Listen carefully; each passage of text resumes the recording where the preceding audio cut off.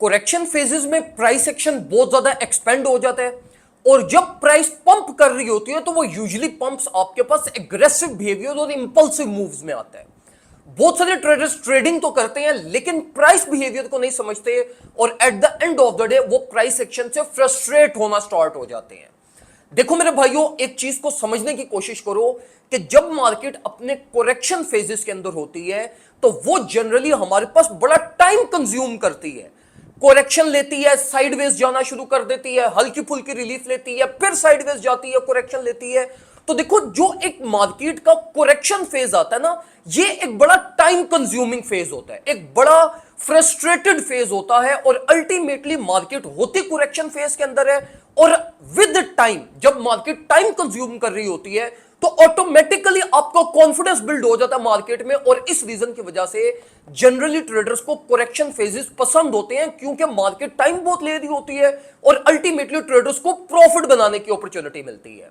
और इसी के अगेंस्ट जब हम इंपल्सिव मूव्स की बात करते हैं या मार्केट के पंप्स की बात करते हैं या बुल रन की बात करते हैं तो वो इतना एग्रेसिव प्राइस बिहेवियर होता है और प्राइस इतनी इंपल्सिवली अपवर्ड साइड पे ट्रेवल करती है कि ट्रेडर्स को अपॉर्चुनिटी नहीं मिलती। ट्रेडर्स को ट्रेड लेने का या ट्रेडर्स को प्राइस एक्शन के सेटल होने का टाइम ही नहीं मिलता और प्राइस अल्टीमेटली पंप पे पंप किए चली जाती है और 90% ट्रेडर्स इन कंडीशंस के अंदर अपने प्रॉफिट्स को मिस आउट कर जाते हैं और अल्टीमेटली इवन रॉन्ग डिसीजंस भी प्लान कर लेते हैं। तो देखो मेरे भाइयों, जो अभी इस टाइम के ऊपर मार्केट कंडीशंस चल रही हैं, दीज आर इंपल्सिव कंडीशंस और इसलिए मेरे भाइयों मार्केट में जो प्राइस एक्शन है वो एक तो बहुत ज्यादा इंपल्सिव हुआ हुआ है और हम ट्रेडर्स वेट कर रहे हैं करेक्शन का।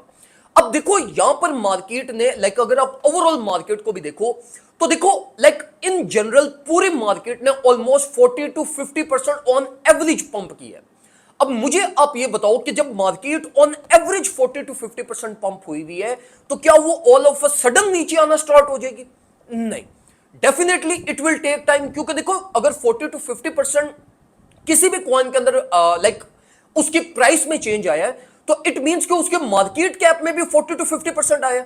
और अगर हम बात करें बिटकॉइन की तो it's in very huge amount. और अगर हम मेजर कैप्स की तरफ भी जाएं तो देखो मार्केट को एक बहुत बड़ा फ्लो ऑफ मनी और न्यू एक्सपोजर मिला है।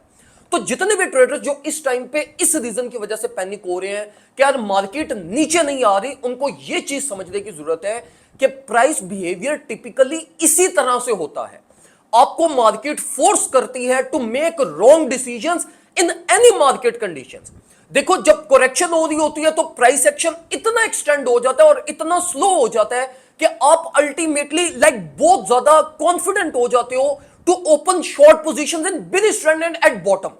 और इसी तरीके से जब मार्केट पंप कर रही होती है और वो एग्रेसिवली पंप कर रही होती है और जब आपको हर दूसरे तीसरे दिन न्यू हाइज नजर आ रहे होते हैं तो मार्केट ऑटोमेटिकली आपका कॉन्फिडेंस बिल्ड कर देती है कि आप न्यू लॉन्ग पोजीशंस प्लान कर जाओ फ्रॉम टॉप।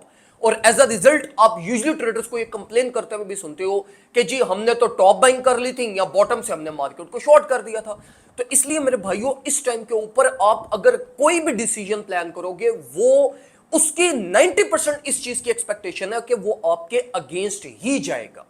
इसलिए मैं आपको यह रिकमेंड करूंगा कि देखो अगर तो आपकी पहले से बाइंग्स हुई नहीं है, वेल एंड गुड, आप उसकी आहिस्ता आहिस्ता प्रॉफिट सिक्योरिंग की तरफ जाओ। और अगर आपने कोई बाइंग नहीं की हुई, कोई ट्रेड आपके ओपन नहीं है, तो फिर मैं आपको यह रिकमेंड करूंगा कि आप बड़ी माइनर ट्रेड कैपिटल से आप अपॉर्चुनिटीज को यूटिलाइज करो जो आपको लोकल करेक्शन में मिलती है। जिस तरह हमें प्रीमियम ग्रुप में बिटकॉइन की अपॉर्चुनिटी मिली, हमने उसको ट्रेड किया लेकिन हम मार्केट पे कोई हैवीली नहीं जा रहे।